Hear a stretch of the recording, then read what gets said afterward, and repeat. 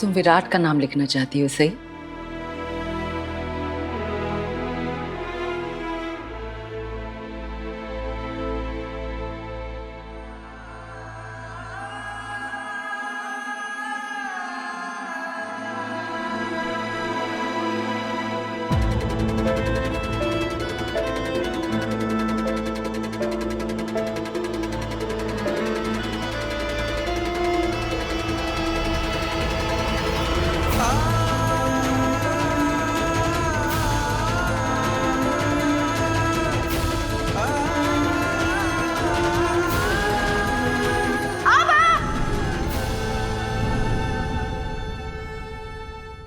ओह, तो तुम अपने बाबा का नाम लिख रही थी। मैं जानती हूँ, सही।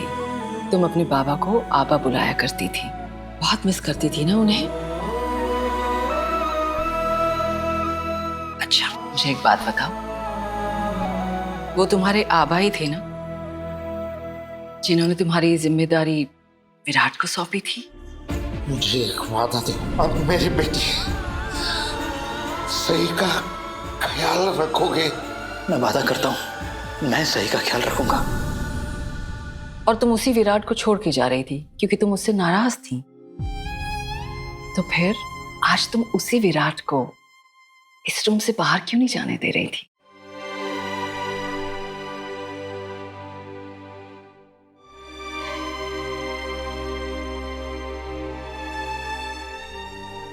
सही, प्लीज मुझे बताओ, तुम क्या कहना चाहती हो? क्या चल रहा है तुम्हारे दिल में? क्या चाहती हो? विराट तुम्हारी जिंदगी में रहे या नहीं?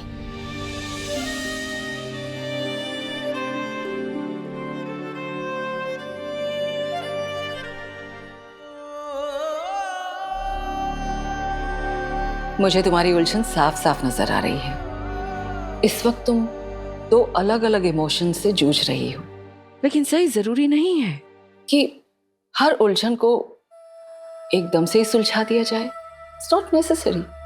Take your time. तुम्हें अपने आप को या मुझे जवाब देने की कोई जरूरत नहीं है अभी। लेकिन हाँ, इत्मीनान से आराम से बैठ के सोचो कि तुम्हें तुम्हारी जिंदगी में विराट चाहिए या नहीं।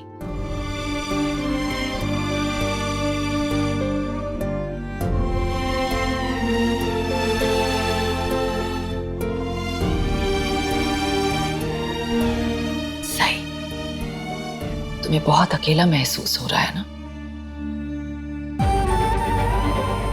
लेकिन सही, जहां तक मुझे पता चला है, तुम्हारी फैमिली में, तुम्हारी लाइफ में ऐसे बहुत सारे लोग हैं जो तुम्हें बहुत प्यार करते हैं, जो ये प्रे कर रहे हैं कि तुम जल्दी से ठीक हो जाओ। तो फिर तुम अकेली कहां से हो गई? तो सही, अगर तुम्हारे पास प्यार करने वाले इतने सारे लोग हैं, तो फिर तुम अपनी खुशियों की डोर सिर्फ एक ही इंसान के हाथ में क्यों थमाना चाहती हो?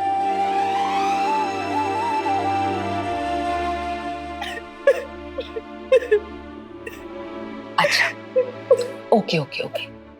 अब एक काम करो, अपनी आंखें बंद करो और हर उस इंसान के बारे में सोचो जो तुमसे बहुत प्यार करता है।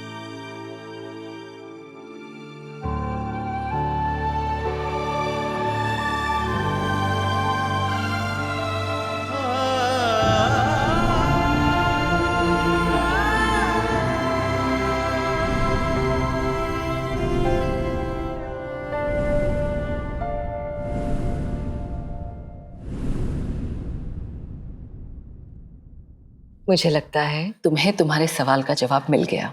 तुमने अपनी खुशियों की डोर जो अब तक दूसरों के हाथ में दी हुई थी, अब तुम्हें अपने हाथ में ले लेनी चाहिए। और हाँ सही, नागपुर से दूर जाकर खुद के साथ नाइंसाफी मत करो। पता है सही, कभी कभी जिंदगी की तस्वीर फासले से देखनी चाहिए। एकदम साफ नजर आती है जो तुम नजदीक से नहीं देख पा रही थी। मैं जानती हूँ तुम्हें यहाँ तक आने में कितनी मुसीबतों का सामना करना पड़ा।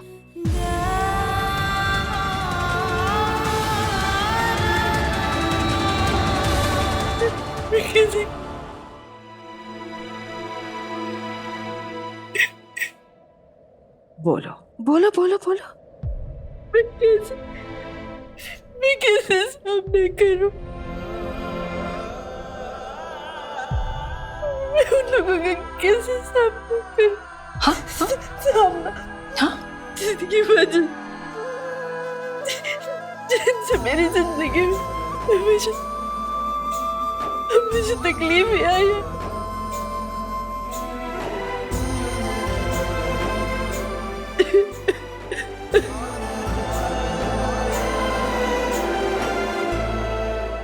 नो बेटा, no no no no no, take care.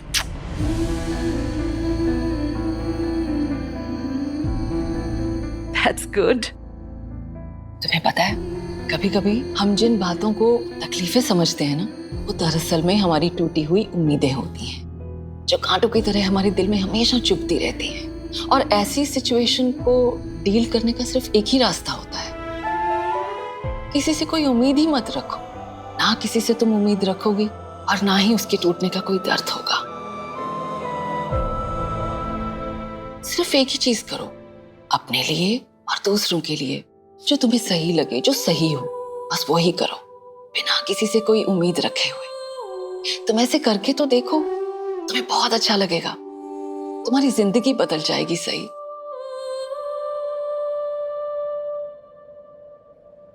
और एक बात कहूं, उम्मीदों का बोझ उस पे नहीं होता है जिससे हम उम्मीद लगा के बैठे हैं, बल्कि उस पे होता है जो उम्मीद लगाता है। तो बस एक बार अपने आप को इस बोझ से आजाद करके तो देखो, तुम्हें बहुत अच्छा लगेगा।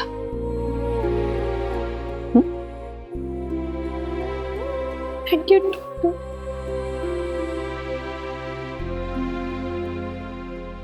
अपनी बातें सुन के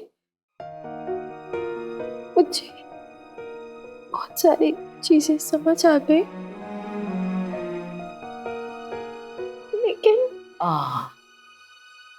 जो लेकिन होता है ना, ये लेकिन शब्द हमारी जिंदगी में हमेशा हमारे साथ रहता है। खैर, इसी से तो हमारी पहचान होती है, हमें इंसान होने का एहसास होता है। और एक बात बताऊं, इस लेकिन का जवाब भी हमारे अंदर ही होता है। अच्छा, मुझे एक बात बताओ सही, हॉस्पिटल में ऐसे ही लंबे समय तक पड़े रहने का इरादा कर चुकी हो क्या? फिर तुम्हें अपने परिवार वालों से नहीं मिलना? वो भी तो तुम्हें मिस कर रहे होंगे। नहीं। नहीं? ओ, तो फिर जब तुम बेहोश थी ना, तो वो सारे लोग जो तुम्हारे ठीक होने के लिए प्रार्थना कर रहे थे, तुम्हारे लिए उनका प्यार और उनकी चिंता की कोई और वजह है तुम्हारे पास? तुझे पता है, आज मैं बापा के बड़े वाले मंदिर गई थी। मैंने तेरी सेहत के लिए प्रार्थना की। उनकी हरकतें, उनकी बातों से भले ही मेल न खाती हूँ, लेकिन तुम्हारे लिए उनकी परवाह और उनके प्यार में कोई दिखावा नहीं था। तो इसलिए तुम्हारा ये सोचना कि इस दुनिया में तुमसे कोई प्यार नहीं करता, ये तुम्हारी सोच है। और सोच हमेशा सही या सच नहीं होती। अब तो मुझे लग रहा है कि तुम बहुत जल्दी ठीक हो जाओगी, और तुम जल्दी से ठीक होके अपने कॉलेज जाना चाहती हो ना, अपनी पढ़ाई फिर से दोबारा से नहीं करना चाहती। देखना, थोड़े ही सालों में बस तुम सही जोशी से डॉक्टर सही जोशी बन जाओगी। मेरी पेशेंट एक दिन मेरी कोलीग बन जाएगी। हाँ,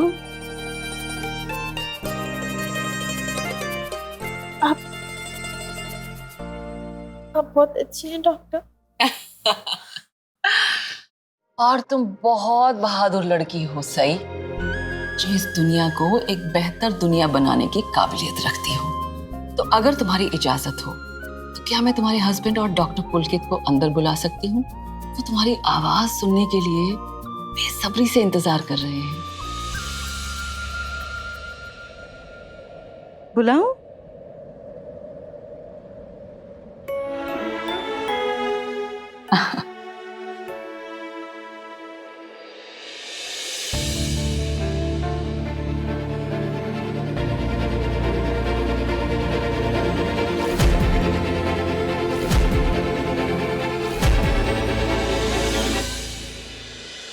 सम्राट, तुम थके नहीं?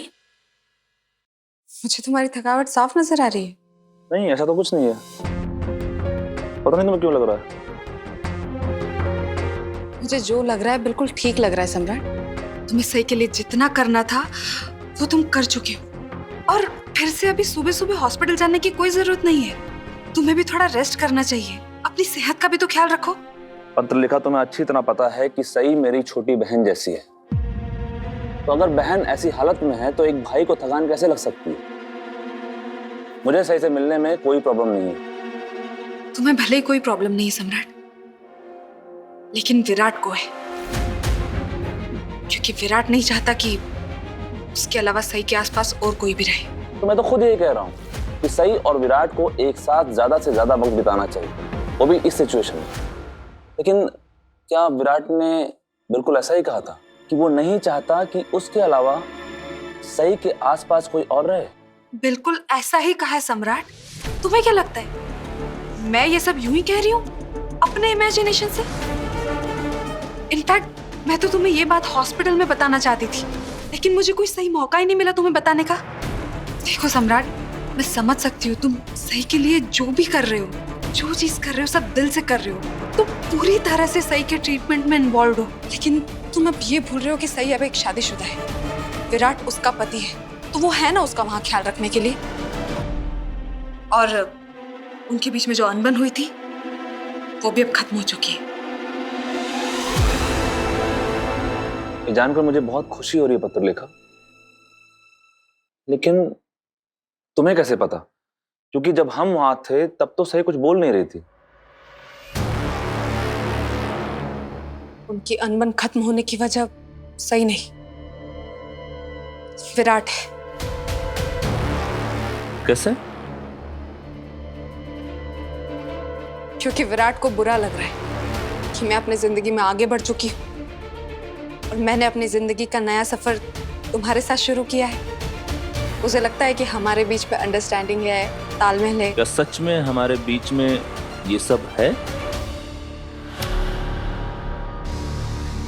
ऑफ कोर्स है सम्राट, एंड आई नो तुम बहुत समझदार हो।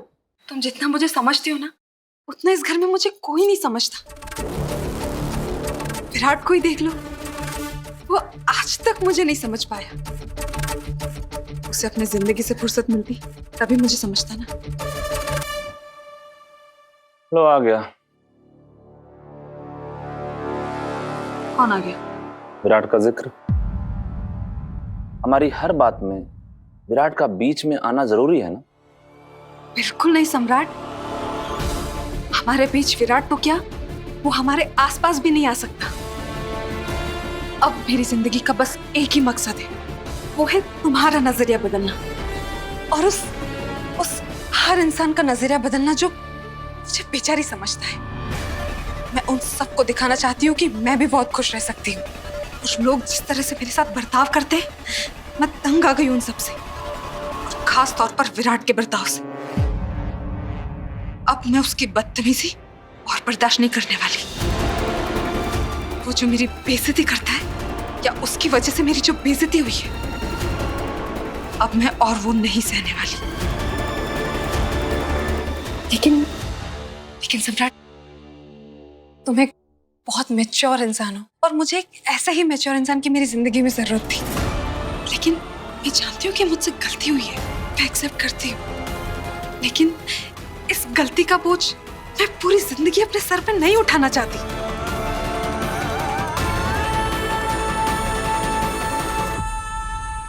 क्या हुआ? एनीवे, तुम महाबलेश्वर जाने की बात कर रहे थे ना, तो चलो मैं भी तुम्हारे साथ वहां पर चलूंगी। वहां पर हम अपना घर बनाएंगे, सम्राट और बाकी का घर, हमारा घर, ठीक है? तुम्हारे और विराट के बीच में फिर से कोई झगड़ा हुआ है क्या? क्या तुम्हें नहीं लगता मैं विराट से दूर जाना चाहती हूँ? मैं विराट तो क्या, उसकी परछाई भी अपनी जिंदगी में नहीं चाहती। तुम अपनी जिंदगी मेरे साथ बिताना चाहती हो या विराट से दूर? इसके बारे में जरा सोचना पत्र लिखा। क्योंकि जिस दिन विराट का तुम्हारे आसपास होने से तुम्हें कोई फर्क नहीं पड़ेगा, उस दिन मैं समझ जाऊंगा कि तुमने दिल से मुझे अपना लिया है। विराट की जिंदगी उस दिन बदल गई थी पत्रलेखा, जब उसे अपने प्यार और फर्ज में से किसी एक को चुनना पड़ा था। लेकिन आज इस वक्त उसका प्यार और फर्ज दोनों एक ही हैं। लेकिन तुम्हारा सब कुछ आज भी विराट से जुड़ा हुआ है। तुम आज भी विराट से प्यार करती हो पत्रलेखा।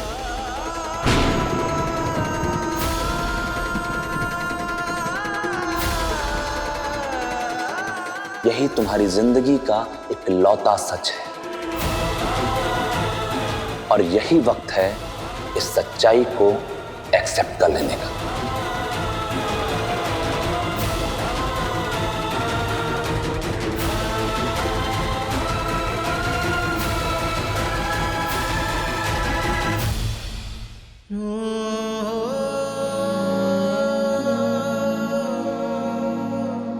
तुम्हें पता है तुम कितने दिनों से चुप थी? हाँ तो अच्छा है ना, आपके कानों को आराम मिला होगा।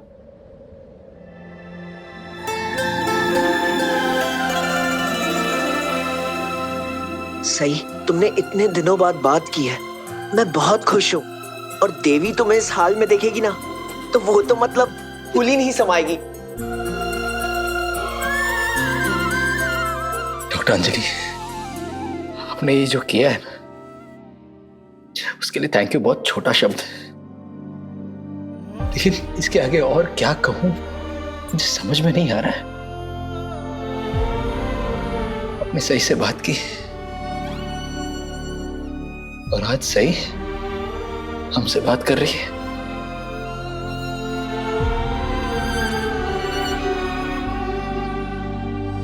पूरे 10 दिन बाद सही की आवाज सुन रहे हैं हम।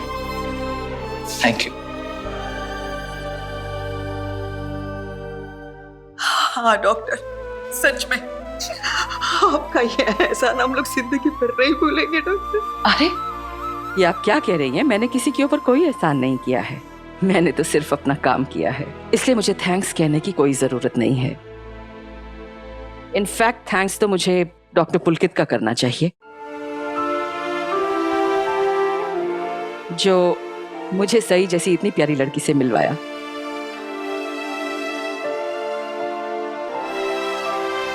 विराट, तुम सही का और अपना ख्याल रखो। जरूर रखूंगा।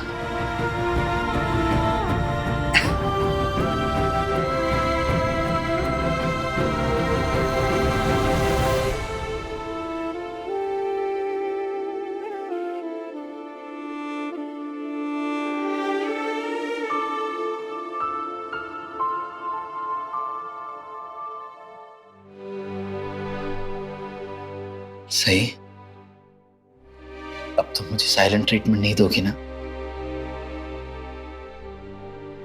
अंदर जितना भी कुछ है शुरू हो जाओ, सुन रहा हूं मैं। चलो बोलो, डांटो मुझे, मैं सुन रहा हूं। सही बोलो ना। मैं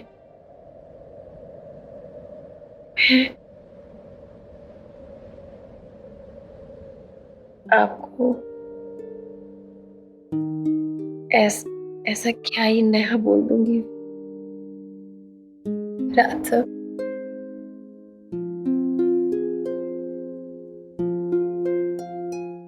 क्या आप मेरे वही सवालों से और तानों से थके नहीं हैं?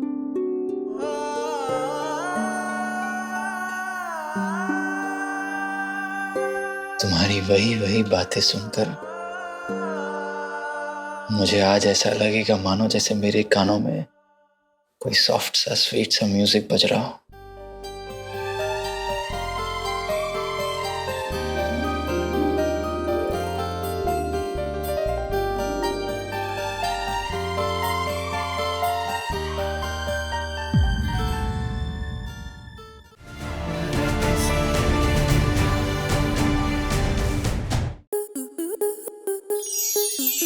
enjoy more such amazing videos, subscribe to our YouTube channel.